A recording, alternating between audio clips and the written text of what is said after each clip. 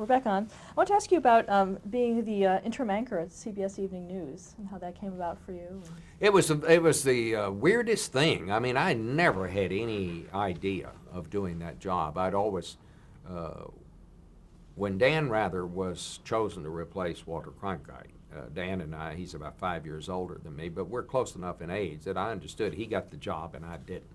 And that was fine. And I decided that my career would be doing other things at CBS. And after they announced that he had gotten the job, I asked to come back to Washington and basically lived there happily ever after. Well, then when this happened, and this was Les Moonves who had decided to do this. It was not the news department. The people who were running the news department at that point basically had been grooming John Roberts to take Dan Rather's place if and when he retired. And Moonves told them that, and for whatever reasons, and I don't know what they were, that he didn't want to do that. That he basically wanted to go outside the company. And so they came to me and asked me to do it, and just until they could figure out what they could do. Moonves had decided that he didn't want what he called another voice of God. He wanted a different kind of newscast. And so they asked me to come do it just until they could kind of figure out where they wanted to go and what they wanted to do, which I was honored and very happy to do it.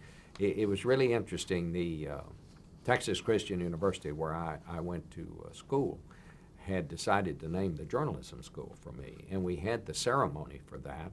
I think it was on a Tuesday, and then I started doing the evening news on a Thursday, so it was a pretty big week at the Schieffer house. So I flew up with the understanding this would be probably a 5, 6, 7 week assignment, and they were going to kind of give them a chance to regroup and so forth. And so I started to do it, and Jim Murphy, who was the producer there and one of the smartest guys I know, we sat down one day in a restaurant on 57th Street, and kind of on the back of an envelope mapped out sort of how we would do it. And I've always had the theory that I think that the more conversational you can be, that's a good thing in the news. You don't want to get too fancy. You want to just explain a story the way you'd explain it to your mother. And so we came up with this idea of we'd do a lot of Q&A. We wouldn't just have our reporters put on the standard television piece. What we would do is we would have them put on pieces that were shorter, and then I would ask them questions about it. And we did that for two reasons. Number one, we realized we didn't have any star. Our star had just been removed, Dan. And we had a bunch of kids who didn't know very much. I mean, they knew a lot, but they were kids. Nobody knew who they were. And we thought this was a way to get them more known to the public and to the people they were reporting for. I'm a firm believer that credibility begins with familiarity. If you know who somebody is and you know something about them, you tend to believe them when you talk to them. And also because these were kids and we didn't have any great writers and things like that, we embarked on this format. And it when I first started, we dipped a little bit in the ratings, but as the months went by, and I kept wondering when this was going to end, and it became clear that there really wasn't any plan on what to do, this format began to catch on, and the ratings began to inch up. And what happened that then that summer, Peter Jennings died, and people began to sample around at the other news programs, and a lot of viewers at that point, especially older viewers, and mind you, the average age of people who watch the evening news is 60, maybe because I had gray hair or something. For some reason, a lot of those viewers came over to CBS, and so we progressed along, and we got to I guess about May of the next year, and we actually beat ABC in the ratings for the first time in 7 years, I think it was, and it was a great thing. And it was the next day, I think, or maybe 2 days after that, that ABC decided to make Charlie Gibson the anchor. They had decided to try to go with younger anchors, and it turned out they decided maybe they needed an older guy like me, which it made us older guys feel good about that. So along about that time, CBS decided to hire Katie Couric, and I was sort of in charge of the welcome wagon, as it were,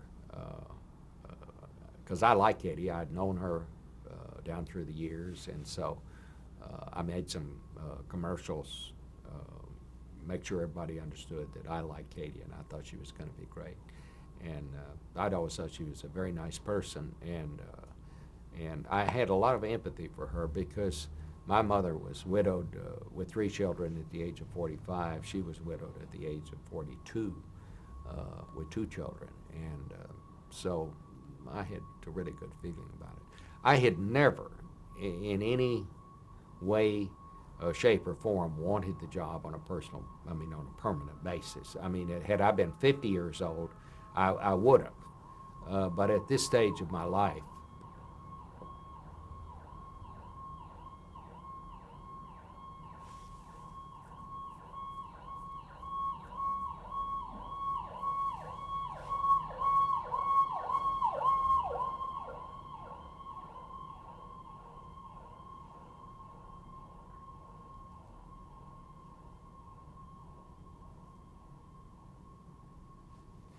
to get back, I had always liked Katie. I'd known her for a long time, and I thought she would be terrific.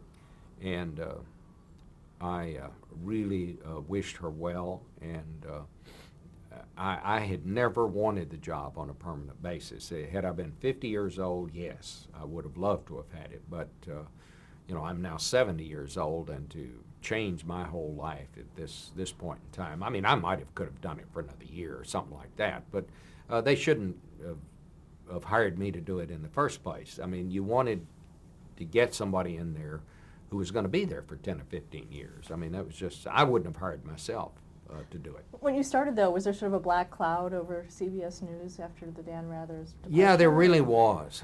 There really was kind of a cloud over CBS after we got into the story about George Bush. I mean, I'll be very honest. Dan and I have been friends for nearly 40 years, and I hope we are still friends. I think we are. But that story should never have gone on the air. It simply had not been properly vetted.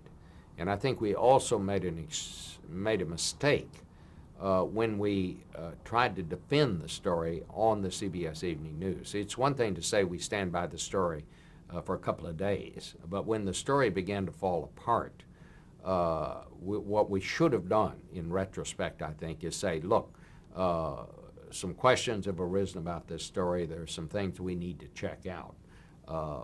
We're not going to report any more on this story until we're satisfied that we have investigated this more fully. But what we did do, once we got on the right track, we appointed an outside investigators. We got their report. We instituted some of the things they told us we needed to do. We tried to find ways to improve the way we had been doing things.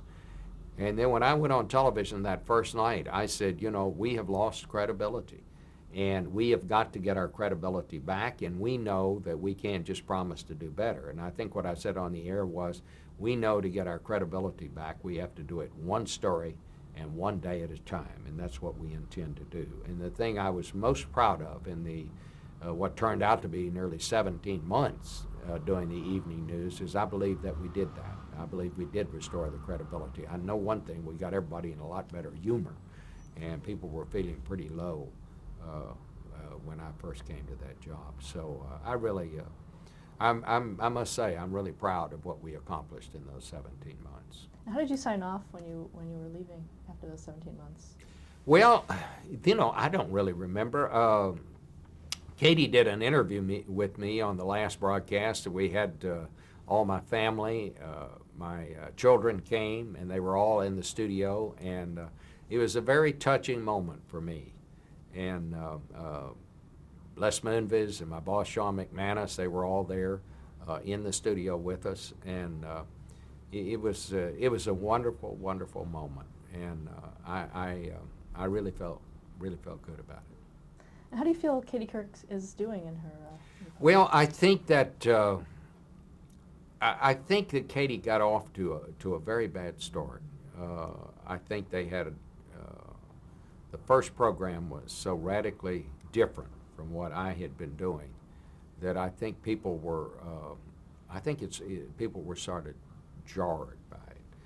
But as I say, I like Katie, but I'm very hesitant to talk about it. I mean, if there's one thing that it just sort of annoys me, it's some old guy sitting over in the corner who says, well, in my day we did it this way, and if they'd have just done it my way, everything would be fine. It's almost like no matter what I say about it, because it's me saying it, it's sort of taken it, it's taken the wrong way. It just doesn't sound right. So I really have just decided not to talk about that, except to say that I really wish her the very best. What are your current projects? Well, right now, what I'm doing is I do Face the Nation on Sundays. I spend most of my day doing that. I've started writing songs, and there's a little band here in town called Honky Tonk Confidential, and I wrote 4 of the songs that are on their CD, their new CD that's come out. And so I'm having a lot of fun with that. I'm getting ready to get back to my art. I love art, and I think of myself as an artist. I haven't done much art in recent years because I've been writing books. And I'm gonna get back to doing that. I'm also going to try to spend more time at TCU in the journalism school there. I put on or organize each year a symposium, and this year we had a great group. We had Tim Russert, who came down. We had Bill Keller, the editor of the New York Times, Jan Crawford Greenberg, who's become the preeminent reporter covering the Supreme Court, has just written a book about that. Earl Graves, the founder of Black Enterprise magazine, and we just get these people together and we talk about journalism and the news and what's going on. The previous year, I had my friend Jill Abramson, the managing editor of the New York Times, Judy Woodruff, and Lynn Downey, the editor of the Washington Post. In the past, we've had Bob Woodward, Tom Friedman, Jim Lira, Tom Brokaw. And so I try to, I not only want to expose the kids at TCU to these people, I want to expose them to TCU. And so I'm going to spend more time on that now. And I feel very fortunate because I have, with the schedule I have now, I can kind of split my time between TCU and CBS. And I don't know how long I'm going to keep doing this, but so far I like it just fine, and we'll just see where it goes. How has television news changed since you began in the business? Oh, it's changed, number one, because there's so much more information now, the internet especially, cable. The internet has changed things more than anything else because, on 9/11, for example, we spent most of our time knocking down false reports that popped up on the internet. The internet is the only conveyor of news that has no editor. Even the worst newspaper has an editor. So you don't know where this stuff comes from. You don't know if it's true. You don't know if it's false. It's a great research tool, but you always need to check it out before you go with something that pops up on the internet. I remember one time I saw a story on the internet that I'd been surprised that Jerry Rice, the wide receiver for the Oakland Raiders, had showed up one Sunday morning for Face the Nation. And it said I'd been expecting Condoleezza Rice. And it said, but after I got over my shock, Jerry Rice said some very interesting things to say. Well, this is just made up out of whole cloth. Somebody somewhere had written it as a joke. But it shows up on the internet. It doesn't say joke. It looked just as real as Tom Friedman's column in the New York Times, which by coincidence happened to be the next item below it on my screen that day. He had been on Face the Nation the previous week. You don't know where this stuff comes from. You have no idea. I'll give you an example.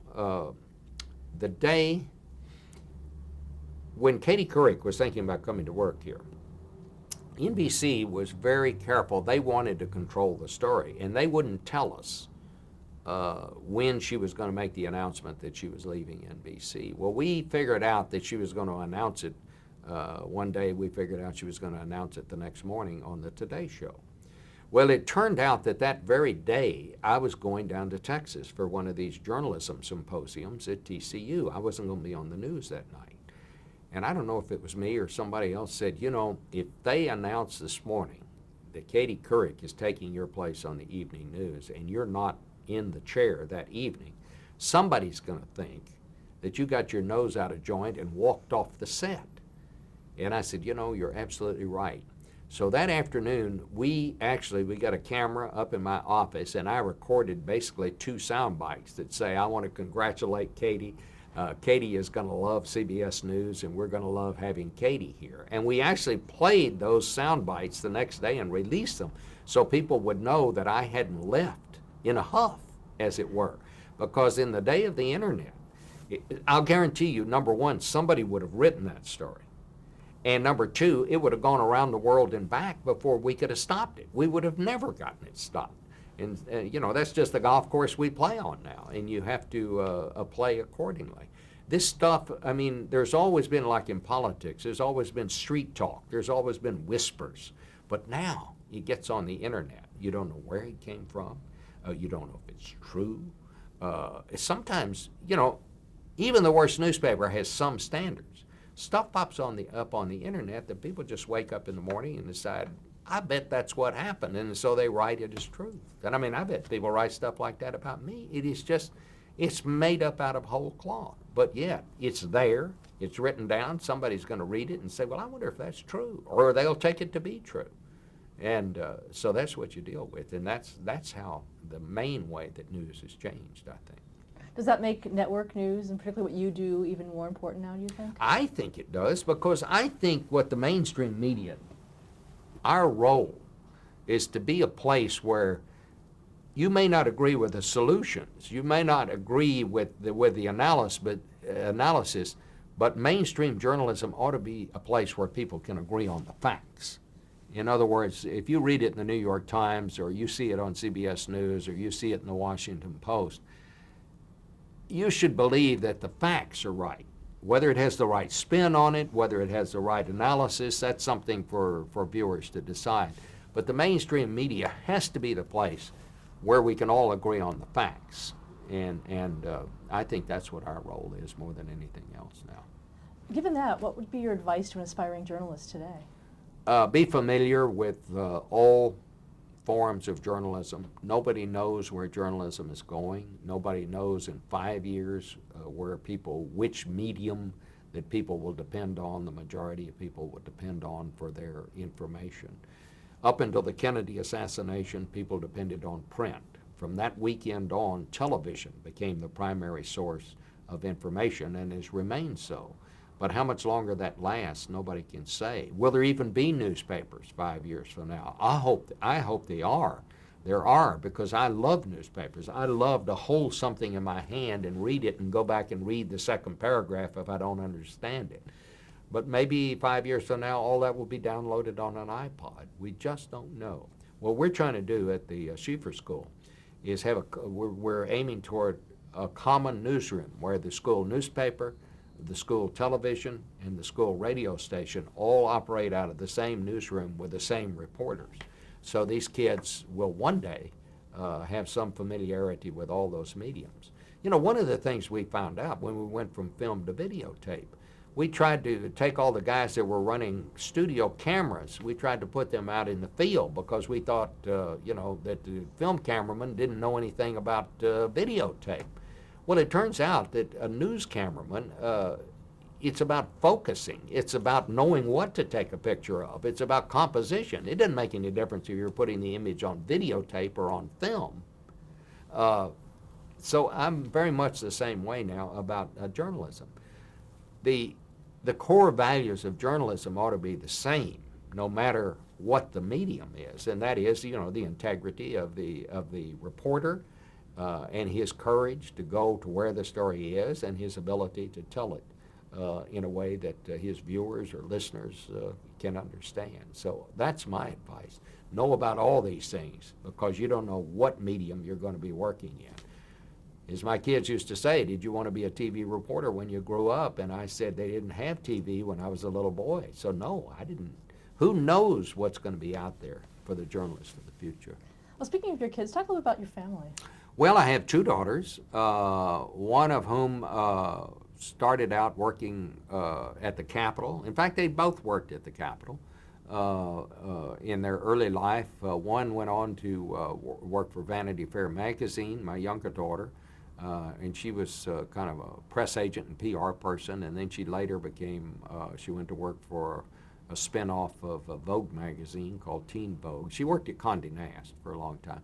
My other daughter worked on the Hill, then went to the University of Texas for graduate school, and came back and went to work for a soup kitchen in Washington, where she described her job as the development officer and janitor. And she had a great job and loved it, but both of them, when they became pregnant, sort of retired from the workforce. And I suppose they'll go back to work someday. From right now, they're really busy raising kids.